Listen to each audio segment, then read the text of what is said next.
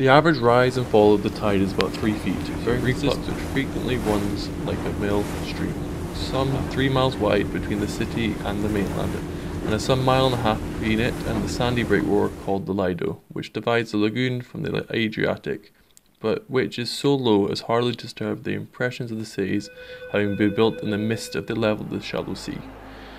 But the scene is widely different at low tide. A fall of 20 inches is enough to show ground over the greater part of the lagoon, and at the complete ebb, the city of Lido. Through this salt and sombre plain, the gondola and the fishing boat advance by tortuous seldom, more than 4 or 5 feet, and often are so choked with slime that the heavier keels furrow the bottom till their crossing tracks are seen through the clear sea waters like the ruts upon a wintry road, and the oars leave blue gashes upon the ground at every stroke, or is entangled amongst the thick weed that fringes the banks with the weight of its sullen waves, leaning to and fro upon the uncertain sway of the exhausted tide. The scene is often profoundly oppressive.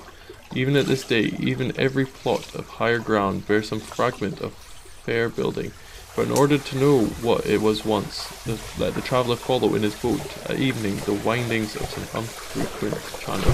far into the midst of the lofty plain. Let him remove in his imagination the brightness of the great city that still extends itself into the distance, and the walls, and their children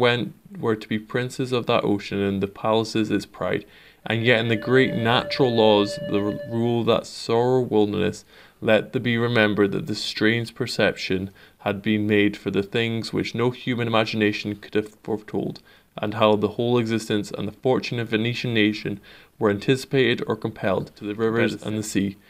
Had there been no tide, as in other parts of the Mediterranean, the narrow canals of the city would have become noisome, and the marshes in which it was built pestiferous.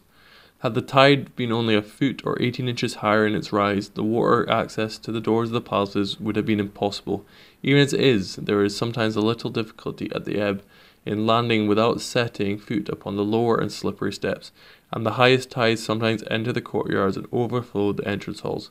18 more inches of difference between the level of flood and the ebb would have rendered the doorsteps of every palace at lower water a tremendous smash of weeds and limpets,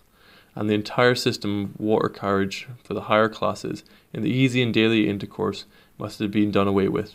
The streets of the city would have been widened, its network of canals filled up, and all the peculiar characters of the place and the people destroyed.